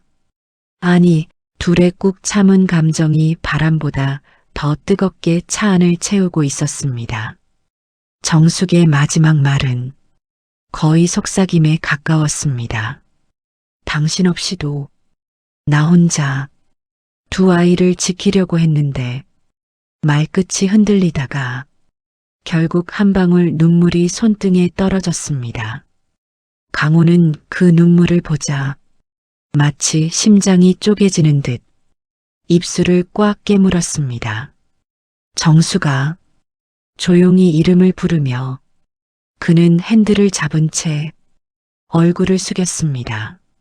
차는 병원 쪽으로 똑바로 달리고 있었지만 두 사람의 시간은 20년 전 그 지점으로 되돌아가 있었습니다. 병실 문을 나서자 복도 끝까지 하얀 불빛이 이어져 있었습니다.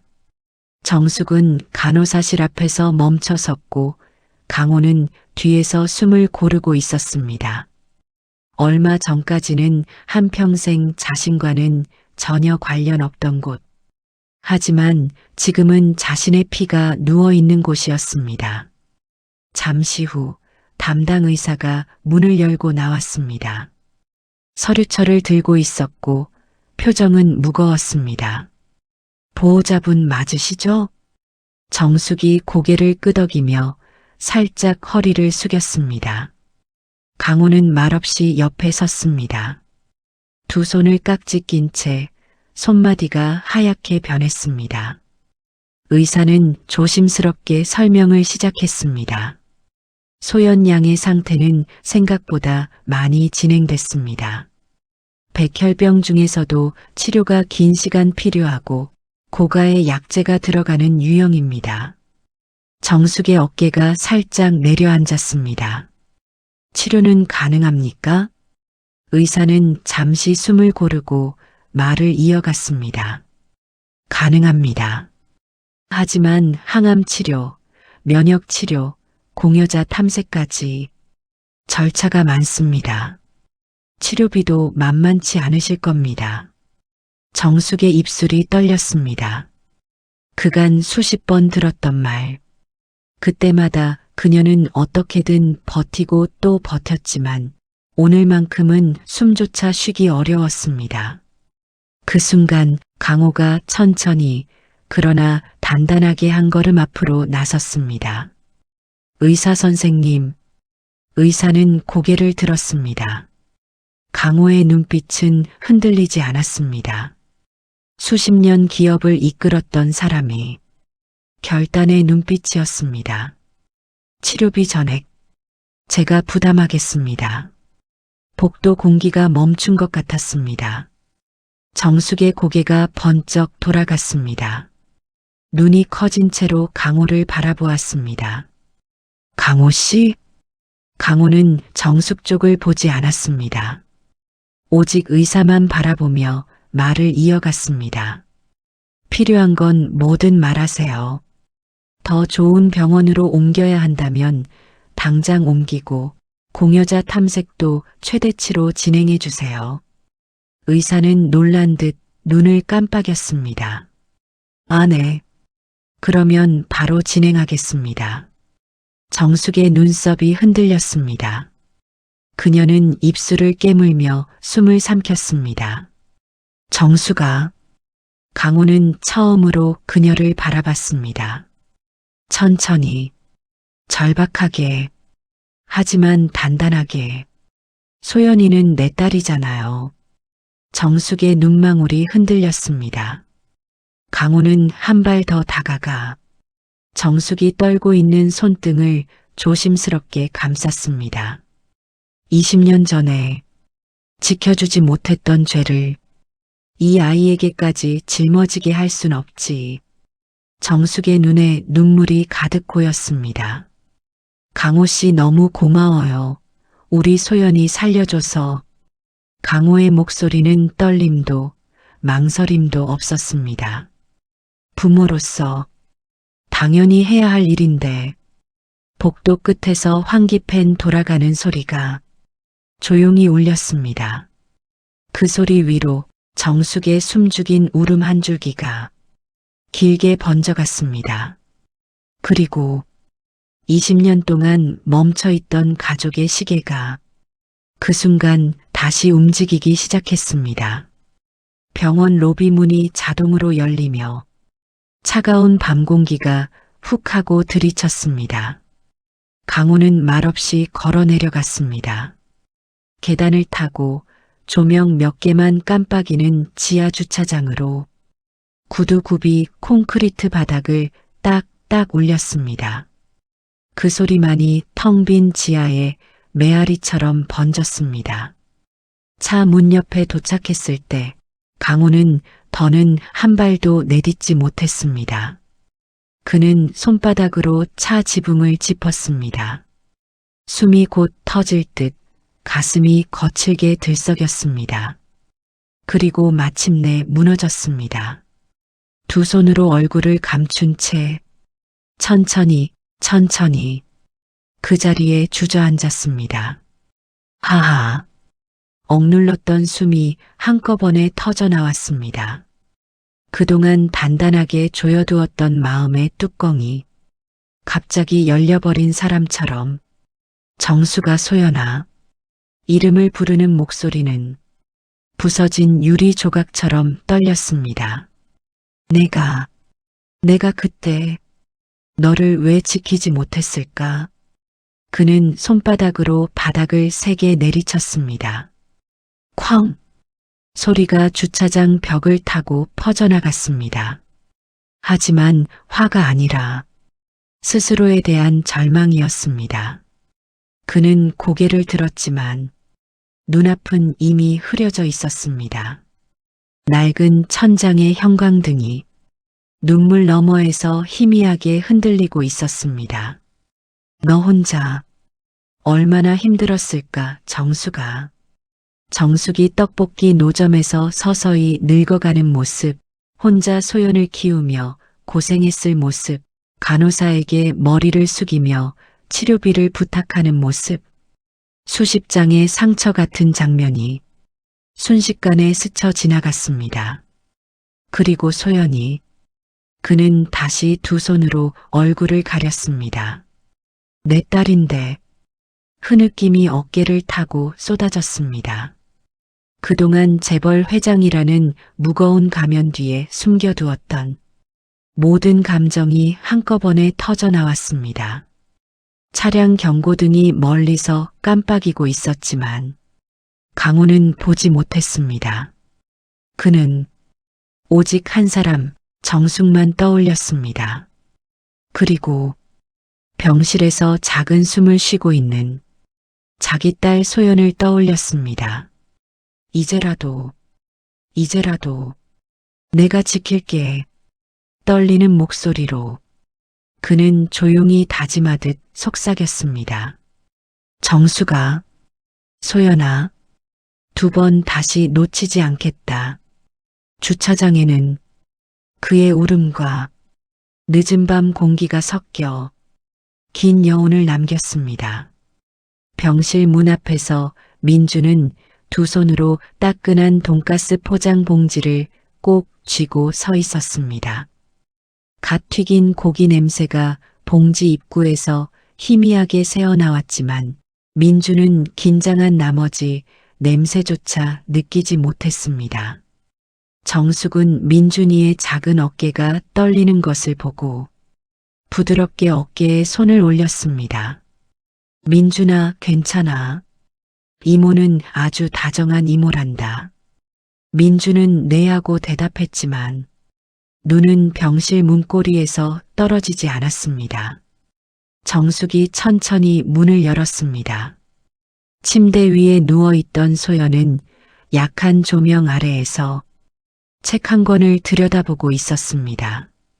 창문으로 들어오는 햇빛이 그녀의 창백한 피부에 살짝 비쳤고 마른 손가락이 책장을 넘기려다 말고 문 쪽을 향했습니다.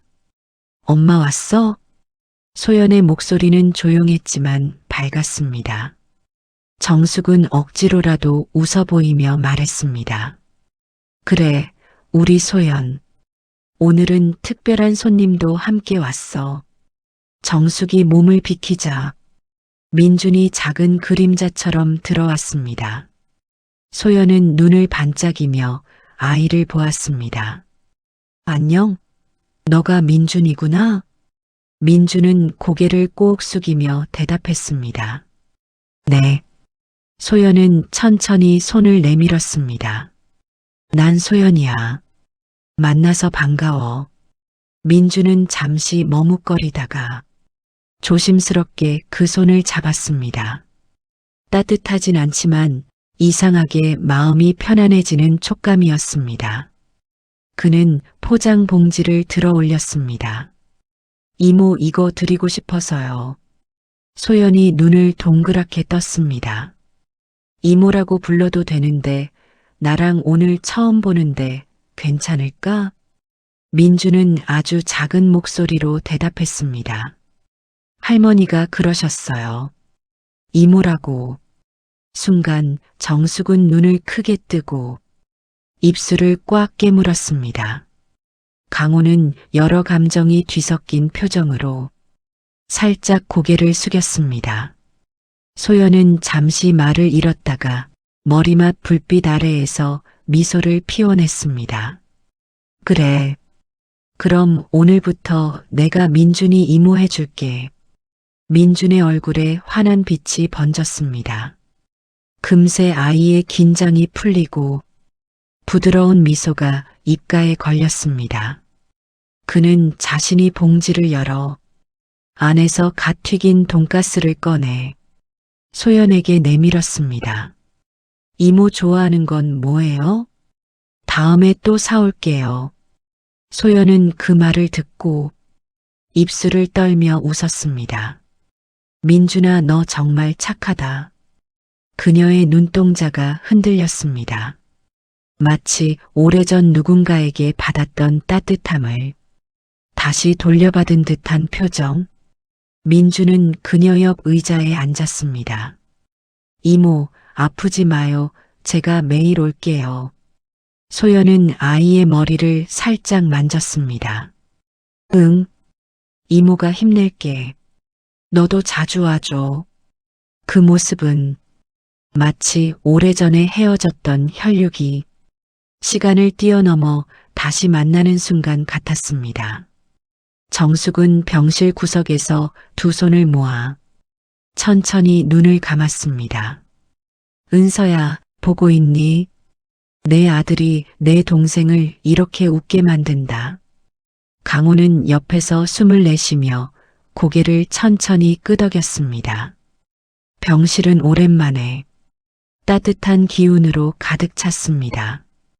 아이의 웃음, 소연의 미소, 그리고 뒤늦게 다시 이어진 가족의 끈. 5년이라는 시간이 흘렀습니다.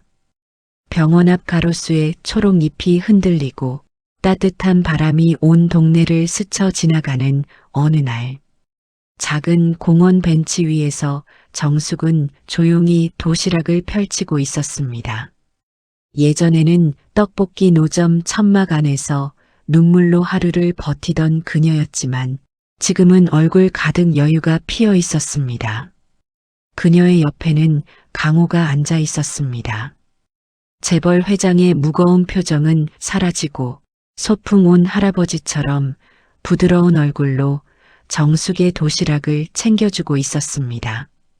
정숙아, 이젠 내가 더 챙기고 싶어. 강호의 말에 정숙은 피식 웃으며 대답했습니다. 에구, 젊은 사람처럼 굴긴 그래도 고맙습니다. 그들의 앞에서는 소연이 활짝 웃으며 민준을 불렀습니다. 민준아, 빨리 와. 이모가 오늘은 안 봐준다. 완치된 소연은 예전보다 훨씬 건강한 모습이었습니다. 얼굴색도 좋아지고 걸음도 가볍고 웃음도 많아졌습니다. 그녀의 옆에서 뛰어오는 민주는 어느덧 훌쩍 자란 13살 소년이 되어 농구공을 한 손으로 번쩍 들어 올렸습니다. 이모, 이젠 제가 더 잘 던질걸요? 받아보세요. 민준이 공을 던지자 소연은 장난스럽게 외쳤습니다. 나 아직 완치된 지 얼마 안 됐어. 살살해. 멀리서 두 사람을 바라보던 정숙의 얼굴에는 말로 설명할 수 없는 미소가 흐르고 있었습니다. 은서가 살아 있었다면 이 모습을 보고 얼마나 좋아했을까. 정숙은 잠시 하늘을 바라봤습니다. 부드러운 구름 사이로 햇살이 내려오고 있었습니다. 은서도 보고 있을 거예요. 저 아이들이 이렇게 웃는 걸.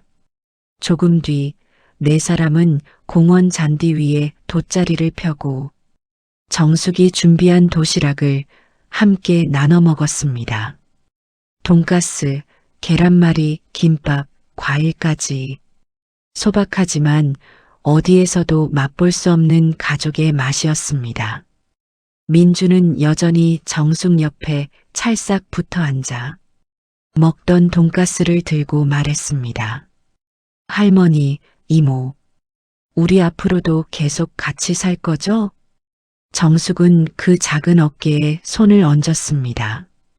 그럼, 이제 우리는 다시 만난 가족 아니니. 강호는 조용히 미소 지으며 네 식구를 바라보았습니다. 그의 눈가에는 오래된 죄책감 대신 따뜻한 감사와 행복이 자리하고 있었습니다. 그래, 이제부터라도 내가 당신들과 함께 살아갈 거야. 가족으로, 바람은 포근했고 햇살은 따뜻했습니다. 웃음소리가 공원에 울리고 멀리서 새들이 지저귀었습니다. 20년의 오해와 이별, 아픔과 눈물은 모두 지나갔습니다. 그리고 이제 정숙과 강호, 소연과 민준, 네 사람은 비로소 한 가족이 되어 새로운 삶을 살아가고 있었습니다. 그들의 삶은 늦게 찾아온 봄처럼 따뜻했고 평화로웠으며 무엇보다 행복했습니다. 오늘 이야기가 마음에 닿았다면 앞으로 당신의 인생살이에 잔잔한 위로가 될 수 있도록 구독과 좋아요 눌러주세요. 그리고 댓글로 사연자를 위한 따뜻한 응원 남겨주시고 공유로 그 온기를 널리 퍼뜨려 주세요.